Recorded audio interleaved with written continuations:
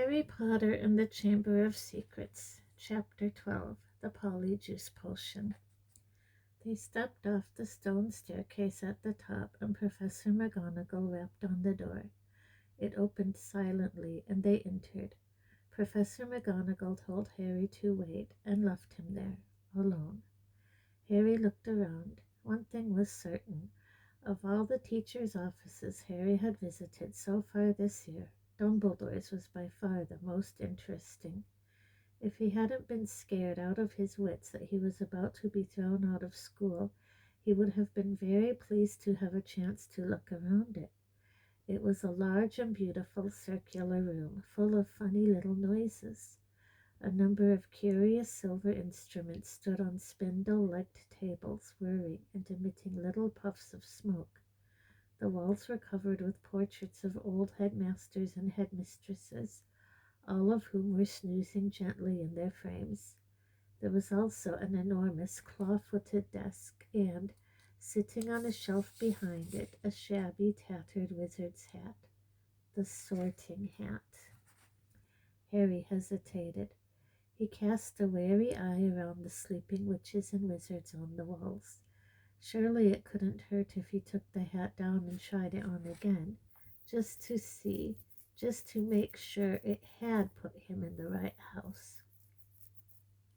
He walked quietly around the desk, lifted the hat from its shelf, and lowered it slowly onto his head. It was much too large and slipped down over his eyes, just as it had done the last time he'd put it on. Harry stared at the black inside of the hat, waiting. Then a small voice said in his ear, "Be in your bonnet, Harry Potter?" Yes," Harry muttered. Sorry to bother you. I wanted to ask." "You've been wondering whether I put you in the right house," said the hat smartly. "Yes, you were particularly difficult to place, but I stand by what I said before." Harry's heart leaped. "You would have done well in Slytherin." Harry's stomach plummeted. He grabbed the point of the hat and pulled it off. It hung limply in his hand, grubby and faded. Harry pushed it back onto its shelf, feeling sick. "You're wrong," he said aloud to the still and silent hat. It didn't move. Harry backed away, watching it. Then a strange gagging noise behind him made him wheel around. He wasn't alone after all. Standing on a golden perch behind the door was a decrepit-looking bird which resembled a half-plucked turkey. Harry stared at it, and the bird looked balefully back, making its gagging noise again. Harry thought it looked very ill. Its eyes were dull, and, even as Harry watched, a couple more feathers fell out of its tail. Harry was just thinking that all he needed was for Dumbledore's pet bird to die while he was alone in the office with it, when the bird burst into flames. Harry yelled in shock and backed away into the desk. He looked feverishly around in case there was a glass of water somewhere, but couldn't see one. The bird, meanwhile, had become a fireball. It gave one loud shriek, and next second there was nothing but a smoldering pile of ash on the floor. The office door opened. Dumbledore came in, looking very somber. "Professor," Harry gasped, "your bird. I couldn't do anything. He just caught fire." To Harry's astonishment, Dumbledore smiled. "About time, too," he said. "He's been looking dreadful for days. I've been telling him to get a move on." He chuckled at the stunned look on Harry's face. "Fox is a phoenix, Harry. Phoenixes burst into flame when it is time for them to die and are reborn from the ashes. Watch him." Harry looked down in time to see a tiny, wrinkled, newborn bird poke its head out of the ashes. It was quite as ugly as the old one. "It's a shame you had to see him on a burning day," said Dumbledore, seating himself behind his desk. "He's really very handsome most of the time. Wonderful red and gold plumage. Fascinating creatures, phoenixes. They can carry immensely heavy loads. Their tears have healing powers, and they make highly faithful pets." In the shock of Fawkes catching fire, Harry had forgotten what he was there for, but it all came back to him as Dumbledore settled himself in the high-backed chair behind the desk and fixed Harry with his penetrating, light-blue stare. Before Dumbledore could speak another word, however, the door of the office flew open with an almighty bang, and Hagrid burst in, a wild look in his eyes, his balaclava perched on top of his shaggy black head, and the dead rooster still swinging from his hand. "It wasn't Harry, Professor Dumbledore," said Hagrid urgently. "I was talking to him seconds before that kid was found. He never had time, sir." Dumbledore tried to say something, but Hagrid went ranting on, waving the rooster around in his agitation, sending feathers everywhere. "It can't have been him. I'll swear it in front of the Ministry of Magic if I have to." "Hagrid, you've got the wrong boy, sir. I know Harry never—" "Hagrid," said Dumbledore loudly, "I do not think that Harry attacked those people." "Oh," said Hagrid, the rooster falling limply at his side. "Right. I'll wait outside then, Headmaster." And he stomped out looking embarrassed. "You don't think it was me, Professor?" Harry repeated hopefully, as Dumbledore brushed rooster feathers off his desk. "No, Harry, I don't," said Dumbledore, though his face was somber again. "But I still want to talk to you." Harry waited nervously while Dumbledore considered him, the tips of his long fingers together. "I must ask you, Harry, whether there is anything you'd like to tell me," he said gently. "Anything at all." Harry didn't know what to say. He thought of Malfoy shouting, "You'll be next, mudbloods," and of the Polyjuice potion simmering away in Moaning Myrtle's bathroom. Then he thought of the disembodied voice he had heard twice, and remembered what Ron had said. Hearing voices no one else can hear isn't a good sign, even in the wizarding world. He thought, too, about what everyone was saying about him, and his growing dread that he was somehow connected with Salazar Slytherin. "No," said Harry, "there isn't anything, Professor." The double attack on Justin and nearly headless Nick turned what had hitherto been nervousness into real panic. Curiously, it was nearly headless Nick's fate that seemed to worry people the most. What could possibly do that to a ghost? People asked each other. What terrible power could harm someone who was already dead? There was almost a stampede to book seats on the Hogwarts Express so that students could go home for Christmas. "At this rate, we'll be the only ones left," Ron told Harry and Hermione. "Us, Malfoy, Crabbe, and Goyle. What a jolly holiday it's going to be." Crabbe and Goyle, who always did whatever Malfoy did, had signed up to stay over the holidays too. But Harry was glad that most people were leaving. He was tired of people skirting around him in the corridors as though he was about to sprout fangs or spit poison. Tired of all the muttering, pointing, and hissing as he passed. Fred and George, however, found all this very funny. They went out of their way to march ahead of Harry down the corridor, shouting, "Make way for the heir of Slytherin! Seriously, evil wizard coming through!" Percy was deeply disapproving of this behavior. "It is not a laughing matter," he said coldly. "Oh, get out of the way, Percy," said Fred. "Harry's in a hurry." "Yeah, he's nipping off to the Chamber of Secrets for a cup of tea with his fanged servant," said George, chortling. Ginny didn't find it amusing either. "Oh, don't," she wailed every time Fred asked Harry loudly who he was planning to attack next, or George pretended to ward Harry off with a large clove of garlic when they met. Harry didn't mind. It made him feel better that Fred and George, at least, thought the idea of his being Slytherin's heir was quite ludicrous. But their antics seemed to be aggravating Draco Malfoy, who looked increasingly sour each time he saw them at it. "It's because he's bursting to say it's really him," said Ron knowingly. "You know how he hates anyone beating him at anything, and you're getting all the credit for his dirty work." "Not for long," said Hermione in a satisfied tone.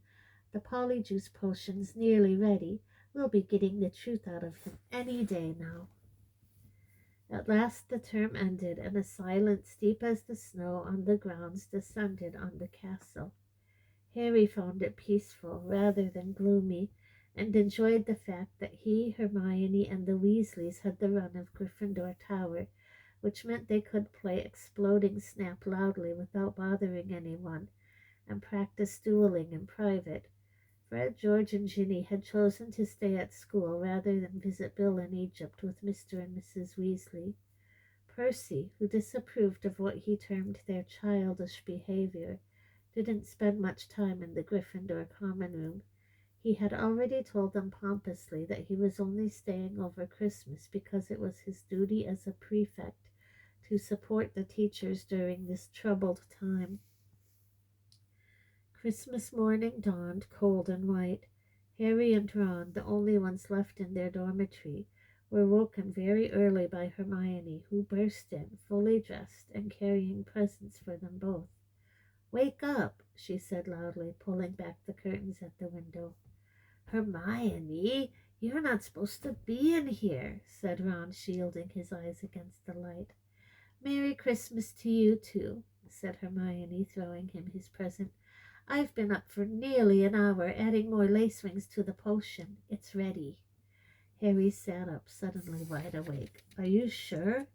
"Positive," said Hermione, shifting Scabbers the rat so that she could sit down on the end of his four-poster.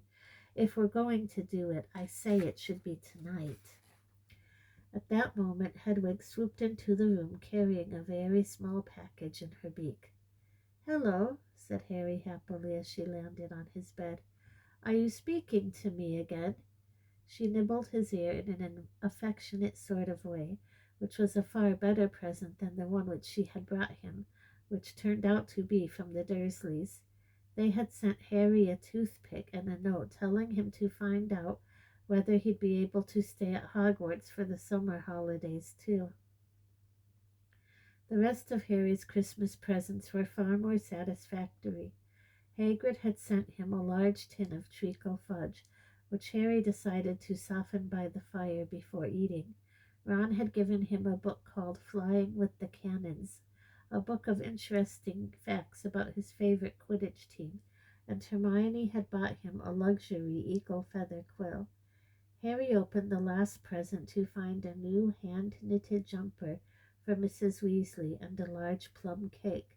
He put up her card with a fresh surge of guilt, thinking about Mr. Weasley's car, which hadn't been seen since its crash with the Whomping Willow, and the bout of rule-breaking he and Ron were planning next. No one, not even someone dreading taking Polyjuice potion later, could fail to enjoy Christmas dinner at Hogwarts. The great hall looked magnificent. Not only were there a dozen frost-covered Christmas trees and thick streamers of holly and mistletoe crisscrossing the ceiling, but enchanted snow was falling, warm and dry from the ceiling. Dumbledore led them in a few of his favorite carols, Hagrid booming more and more loudly with every goblet of eggnog he consumed. Percy, who hadn't noticed that Fred had bewitched his prefect badge so that it now read Pinhead, kept asking them all what they were sniggering at. Harry didn't even care that Draco Malfoy was making loud snide remarks about his new jumper from the Slytherin table. With a bit of luck, Malfoy would be getting his comeuppance in a few hours' time. Harry and Ron had barely finished their third helpings of Christmas pudding when Hermione ushered them out of the hall to finalize their plans for the evening. "We still need a bit of the people you're changing into," said Hermione matter-of-factly, as though she was sending them to the supermarket for washing powder. "And obviously it'll be best if you can get something of Crabbe and Goyle's. They're Malfoy's best friends. He'll tell them anything. And we also need to make sure the real Crabbe and Goyle can't burst in on us while we're interrogating him. I've got it all worked out." she went on smoothly, ignoring Harry and Ron's stupefied faces. She held up two plump chocolate cakes. I've filled these with the simple sleeping draught. All you have to do is make sure Crab and Goyle find them. You know how greedy they are. They're bound to eat them. Once they're asleep, pull out a few of their hairs and hide them in a broom cupboard. Harry and Ron looked incredulously at each other. Hermione, I don't think this could go seriously wrong. But Hermione had a steely glint in her eye, not unlike the one Professor McGonagall sometimes had. The potion will be useless without Crabbe and Goyle's hair, she said sternly. You do want to investigate Malfoy, don't you? Oh, all right, said Harry. But what about you? Whose hair are you ripping out? I've already got mine, said Hermione brightly, pulling a tiny bottle out of her pocket and showing them the single hair inside it. Remember Millicent Bulstrode wrestling with me at the dueling club? She left this on my robes when she was trying to strangle me, and she's gone home for Christmas, so I'll just have to tell the Slytherins I've decided to come back. When Hermione had bustled off to check on the Polyjuice potion again, Ron turned to Harry with a doom-laden expression. Have you ever heard of a plan where so many things could go wrong? But to Harry and Ron's utter amazement, stage one of the operation went just as smoothly as Hermione had said. They lurked in the deserted entrance hall after Christmas tea, waiting for Crabbe and Goyle, who had remained alone at the Slytherin table, shoveling down fourth helpings of trifle. Harry had perched the chocolate cakes on the end of the banisters. When they spotted Crabbe and Goyle coming out of the great hall, Harry and Ron hid quickly behind a suit of armor next to the front door. How thick can you get? Ron whispered ecstatically as Crabbe gleefully pointed out the cakes to Goyle and grabbed them. Grinning stupidly, they stuffed the cakes whole into their large mouths. For a moment both of them chewed greedily, looks of triumph on their faces. Then, without the smallest change of expression, they both keeled over backwards onto the floor. Much the most difficult bit was hiding them in the cupboard across the hall. Once they were safely stowed amongst the buckets and mops, Harry inked out a couple of the bristles that covered Goyle's head, and Ron pulled out several of Crabbe's hairs. They also stole their shoes because their own were far too small for Crabbe and Goyle-sized feet. Then, still stunned at what they had just done, they sprinted up to Moaning Myrtle's bathroom. They could hardly see for the thick black smoke issuing from the cubicle in which Hermione was stirring the cauldron. Pulling their robes up over their faces, Harry and Ron knocked softly on the door. Hermione? They heard the scrape of the lock, and Hermione emerged, shiny-faced and looking anxious. Behind her they heard the gloop-gloop of the bubbling, treacle-thick potion. 3 glass tumblers stood ready on the toilet seat. Did you get them? Hermione asked breathlessly. Harry showed her Goyle's hair. Good, and I sneaked the spare robes out of the laundry, Hermione said, holding up a small sack. You'll need bigger sizes once you're Crabbe and Goyle. The 3 of them stared into the cauldron. Close up, the potion looked like thick, dark mud bubbling sluggishly. I'm sure I've done everything right, said Hermione, nervously rereading the splotched page of most potent potions. It looks like the book says it should. Once we've drunk it, we'll have exactly an hour before we change back into ourselves. Now what? Ron whispered. We separate it into 3 glasses and add the hairs. Hermione ladled large dollops of the potion into each of the glasses.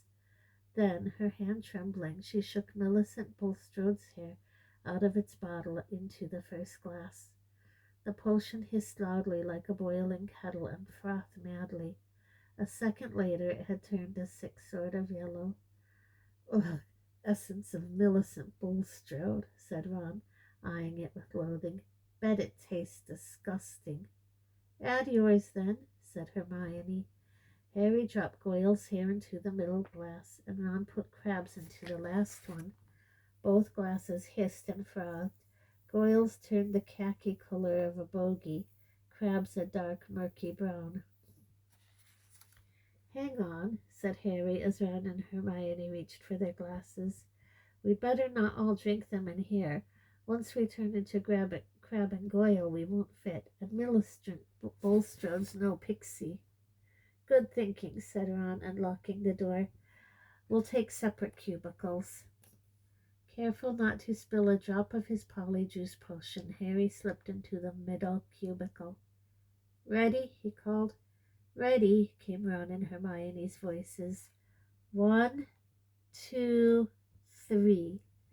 Pinching his nose, Harry drank the potion down in 2 large gulps. It tasted like overcooked cabbage. Immediately his insides started writhing as though he'd just swallowed live snakes. Doubled up, he wondered whether he was going to be sick. Then a burning sensation spread rapidly from his stomach to the very ends of his fingers and toes.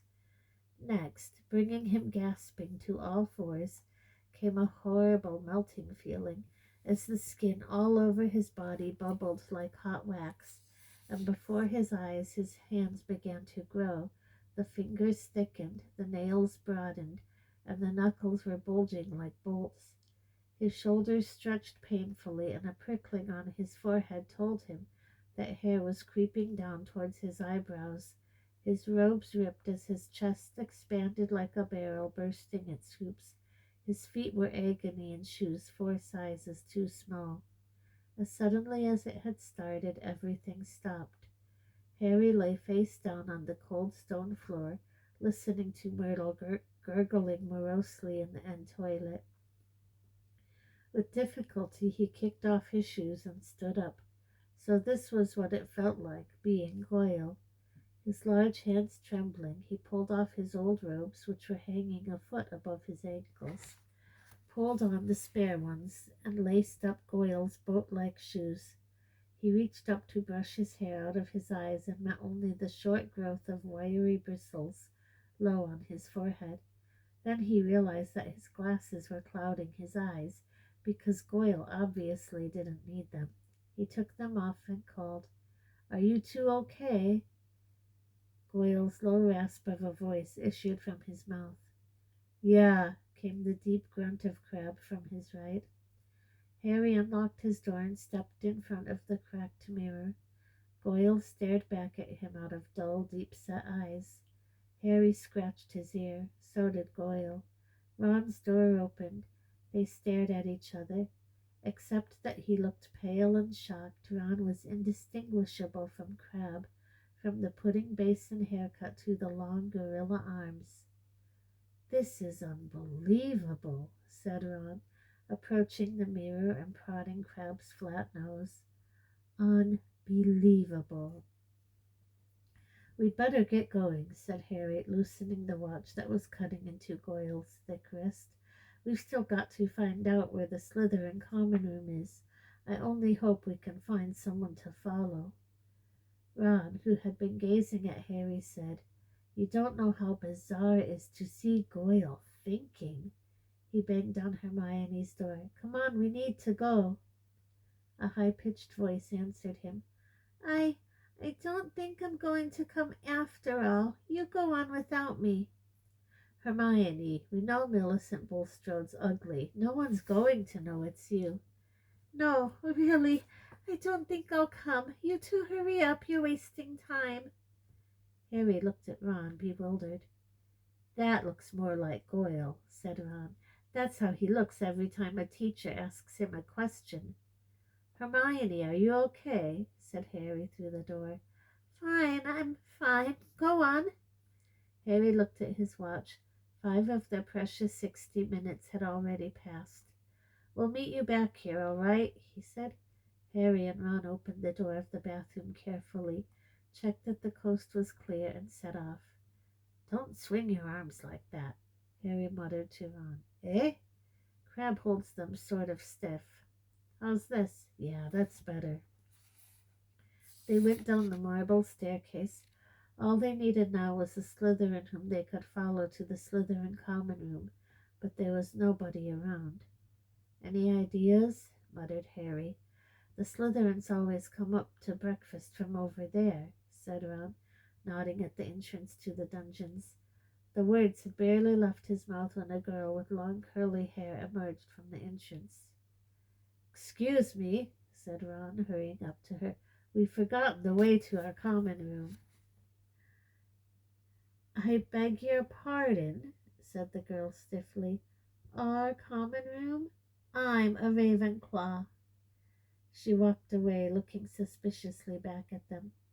Harry and Ron hurried down the stone steps into the darkness, their footsteps echoing particularly loudly as Crabbe and Goyle's huge feet hit the floor, feeling that this wasn't going to be as easy as they had hoped. The labyrinthine passages were deserted.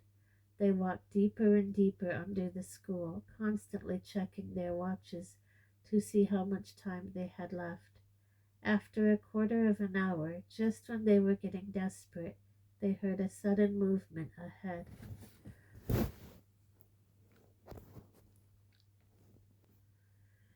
"Okay, ha," said Ron excitedly. "There's one of them now." The figure was emerging from a side room. As they hurried nearer, however, their hearts sank. It wasn't a Slytherin. It was Percy. "What are you doing down here?" said Ron in surprise. Percy looked affronted. "That," he said stiffly, "is none of your business. It's Crabbe, isn't it?" "What? Oh, yeah," said Ron. "Well, get off to your dormitories," said Percy sternly. "It's not safe to go wandering around dark corridors these days." "You are," Ron pointed out. "I," said Percy, drawing himself up, "am a prefect. Nothing's about to attack me." A voice suddenly echoed behind Harry and Ron. Draco Malfoy was strolling towards them, and for the first time in his life Harry was pleased to see him. "There you are," he drawled, looking at them. "Have you two been pigging out in the Great Hall all this time? I've been looking for you. I want to show you something really funny." Malfoy glanced witheringly at Percy. "And what are you doing down here, Weasley?" he sneered. Percy looked outraged. "You want to show a bit more respect to a school prefect," he said. "I don't like your attitude." Malfoy sneered and motioned Harry and Ron to follow him. Harry almost said something apologetic to Percy, but caught himself just in time. He and Ron hurried after Malfoy, who said as they turned into the next passage, "That Peter Weasley—" "Percy," Ron corrected him automatically. "Whatever," said Malfoy. "I've noticed him sneaking around a lot lately, and I bet I know what he's up to. He thinks he's going to catch Slytherin's heir single-handed." He gave a short, derisive laugh. Harry and Ron exchanged excited looks. Malfoy paused by the stretch of bare, damp stone wall. "What's the new password again?" he said to Harry. Said Harry. "Oh, yeah. Pure blood," said Malfoy, not listening, and a stone door concealed in the wall slid open. Malfoy marched through it, and Harry and Ron followed him. The Slytherin common room was a long, low, underground room with rough stone walls and ceiling from which round greenish lamps were hanging on chains. A fire was crackling under an elaborately carved mantelpiece ahead of them, and several Slytherins were silhouetted around it in carved chairs. "Wait here," said Malfoy to Harry and Ron, motioning them to a pair of empty chairs set back from the fire. "I'll go and get it. My father's just sent it to me." Wondering what Malfoy was going to show them, Harry and Ron sat down, doing their best to look at home. Malfoy came back a minute later, holding what looked like a newspaper cutting. He thrust it under Ron's nose. "That'll give you a laugh," he said. Harry saw Ron's eyes widen in shock. He read the cutting quickly, gave it a very forced laugh, and handed it to Harry. It had been clipped out of the Daily Prophet, and it said, "Inquiry at the Ministry of Magic.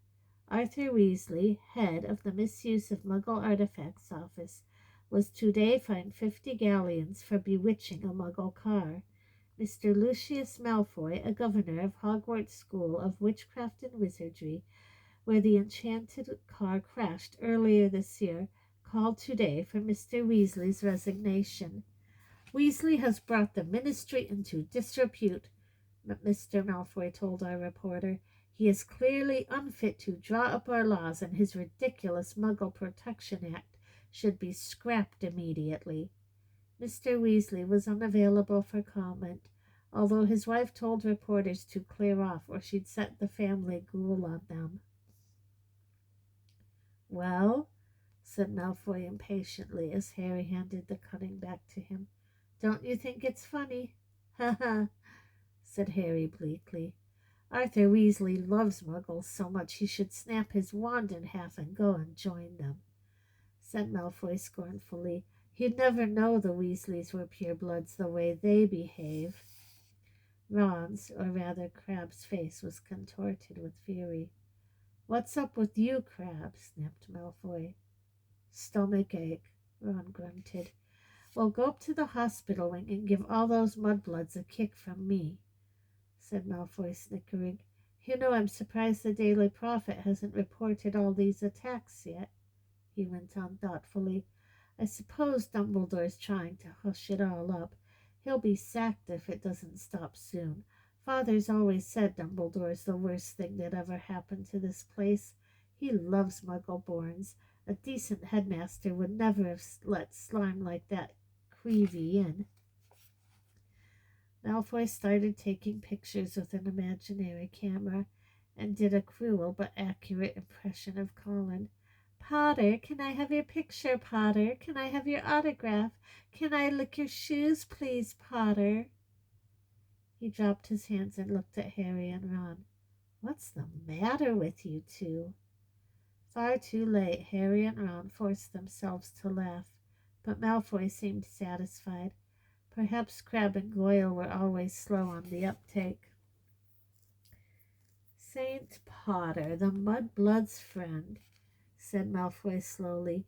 He's another one with no proper wizard feeling, or he wouldn't go around with that jumped-up Granger mudblood, and people think he's Slytherin's heir.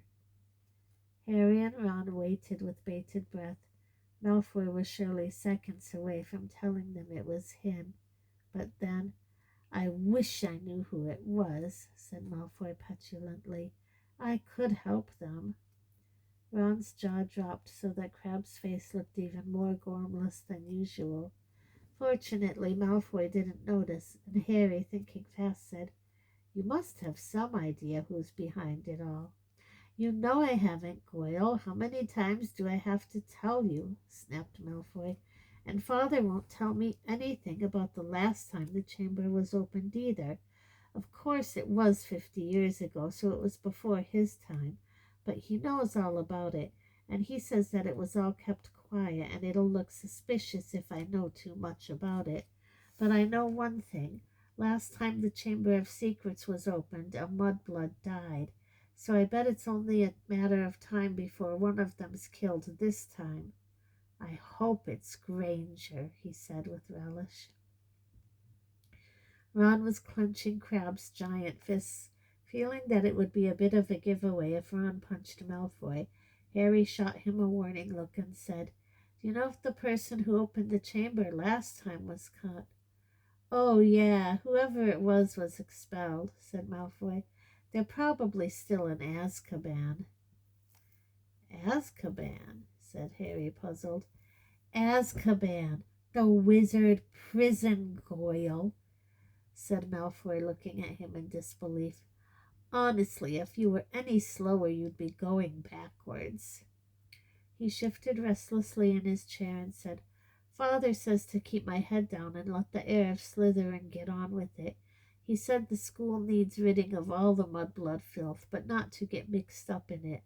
Of course, he's got a lot on his plate at the moment. You know, the Ministry of Magic raided our manor last week. Harry tried to force Goyle's dull face into a look of concern. Yeah, said Malfoy. Luckily, they didn't find much. Father's got some very valuable dark art stuff, but luckily we've got our own secret chamber under the drawing room floor. Ho! Said Ron. Malfoy looked at him. So did Harry. Ron blushed. Even his hair was turning red. His nose was also slowly lengthening. Their hour was up. Ron was turning back into himself, and from the look of horror he was suddenly giving Harry, he must be too. They both jumped to their feet. Medicine for my stomach, Ron grunted, and without further ado they sprinted the length of the Slytherin common room, hurled themselves at the stone wall, and dashed up the passage, hoping against hope that Malfoy hadn't noticed anything. Harry could feel his feet slipping around in Goyle's huge shoes, and had to hoist up his robes as he shrank. They crashed up the steps into the dark entrance hall, which was full of a muffled pounding coming from the cupboard where they'd locked Crabbe and Goyle. Leaving their shoes outside the cupboard door, they sprinted in their socks up the marble staircase towards Moaning Myrtle's bathroom. Well, it wasn't a complete waste of time, Ron panted, closing the bathroom door behind him. I know we still haven't found out who's doing the attacks, but I'm going to write to Dad tomorrow and tell him to check under the Malfoys' drawing room. Harry checked his face in the cracked mirror. He was back to normal. He put his glasses on as Ron hammered on the door of Hermione's cubicle. Hermione, come out. We've got loads to tell you. Go away, Hermione squeaked. Harry and Ron looked at each other. What's the matter? Said Ron. You must be back to normal by now. We are. But Moaning Myrtle glided suddenly through the cubicle door. Harry had never seen her looking so happy. Oh, wait till you see, she said. It's awful. They heard the lock slide back, and Hermione emerged, sobbing, her robes pulled up over her head. What's up? Said Ron uncertainly.